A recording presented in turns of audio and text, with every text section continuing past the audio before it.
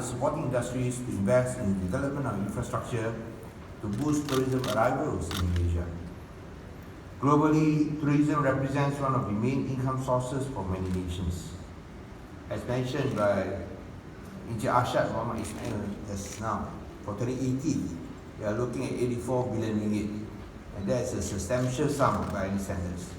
Travel and tourism have a crucial role in stimulating economic sectors such as accommodation, transport, shopping, food, beverage, entertainment, handicrafts, spa, wellness, healthcare and education. Over the years, the industry has grown significantly both in tourism arrivals and economic contribution. From 10.2 million tourist arrivals in 2000 that brought in 17.3 billion ringgit in tourist receipts to 25.8 million visitors last year, contributing 84.1 billion ringgit in tourist receipts as mentioned earlier. I'm confident that under the leadership of Yang Berhormat Datuk Mohamaddin Ketapi, the Minister of Tourism and Culture will be capable of meeting the target of 28.1 billion tourist arrivals and income of 92.2 billion ringgit this year, and for 30 million foreign tourists contributing 100 billion ringgit to the economy by 2020.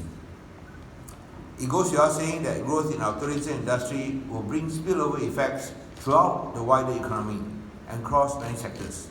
And the second largest foreign exchange earner for the country after manufacturing is tourism. In particular, the construction, development and efficient maintenance of tourism infrastructure will serve as a catalyst for economic activity at tourism destinations all over the country.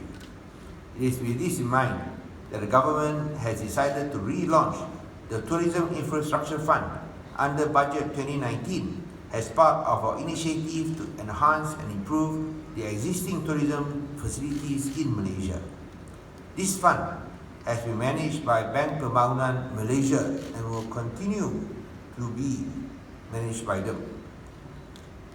All tourism players can tap the fund for the acquisition of land, construction of buildings, purchase of machinery and other assets related to tourism activities, as well as part finance, working capital requirements of eligible companies.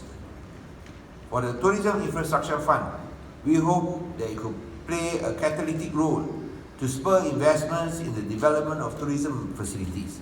The fact that Malaysia is endowed with white sandy beaches, tropical islands and World Heritage sites is simply not enough to draw in tourists. We will need world-class infrastructure to bring our visitors to the destination with relative ease and have in place comfortable accommodations and other facilities to ensure their stay with us is a memorable one. Suffice to say, the development and provision of tourism infrastructure is a prerequisite to turn a place into a popular tourist destination. And that is why we are doing the relaunch here in KUCHING in Sarawak. Of course, some may ask, why come all the way to KUCHING and Sarawak? After all, KUCHING is an integral part of Sarawak, just as Sarawak is an integral part of Malaysia. And we have, of course, the first Minister of Tourism who is from Sabah and Sarawak, that is Datuk Mohamaddin Ketapi. And what better place to launch tourism in the beautiful state of Sarawak with many world-class tourist sites. I think it's not just about the Mulu Caves. It's just not about the cities and of course the longhouses. It's also about the people of Sarawak. The diversity, the culture, as we saw demonstrated just now, that shows the beauty of diversity in unity. And I'm sure this will be a very strong attraction. A very strong attraction, not just for foreign visitors, but also for other Malaysians. To remind everyone that when we talk about unity in diversity, I think it is places like Sarawak or Sabah that can best demonstrate that at the end of the day, despite the different colors of our skin, there is only one race, and that is the human race. Now, as we seek to further diversify our economy and reduce our reliance on oil-based income, and of course, tourism will be a natural candidate for us to ensure that we have other sources of revenue, not just petroleum. In fact, if you look at petroleum-based revenue in 2000, 40% of our revenue was derived from petroleum. But 2019, we are looking at less than 20%.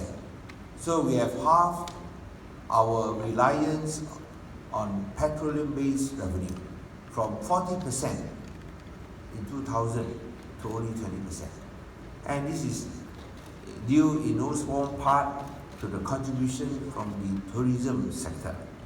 And that is why, to increase the contribution of the tourism sector, the government under the Ministry of Tourism, Arts and Culture has designated 2020 as Visit Malaysia Year.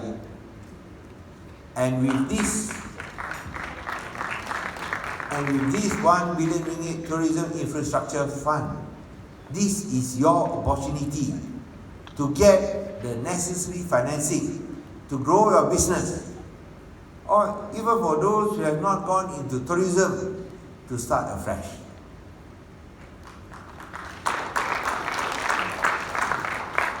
And by launching it in Kuching and Sarawak, I think this shows the importance we place on Kuching as well as Sarawak. So we are confident that Malaysia's and Sarawak's tourism industry, including Sabah tourism industry, has tremendous potential for growth in the coming years. With new infrastructure, attractions, policies, and incentives being formulated and implemented. Let's work together to make sure that we can achieve these goals. And lest we forget, the government has also shared the tourism-made tax that we have collected.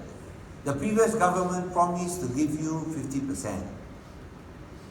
The previous government, but then again, it is just empty promise. So you have to wait for a change of government before you can receive the money. So the federal government has distributed that 50% back to the states. I think Sarawak got around 2.5 million ringgit. Sabah, I think, was the champion. It got around nearly 12 million. But I think this shows not only our commitment that we keep our promises. We intend to keep our promises. It may take some time, but we have delivered so far. Just as we deliver for Sabah and Sarawak, we want to deliver for the people of Malaysia. So by launching this in Kuching, Sarawak, we hope that this will give impetus to the local tourism sector here. See your friendly bank pembangunan officer, and he'll be ready to assist you. If they are not doing their work, they can always complain to us and we'll take the necessary action. But as you know, Encik Ashad is our new CEO, is a young man, bright, passionate about his job. Together with a new chair lady, Datuk Zaitun, they were just recently appointed this year. And we believe under the new leadership, you see a new bank pembangunan. Development as you've never seen before under bank pembangunan. Thank you very much. Terima kasih.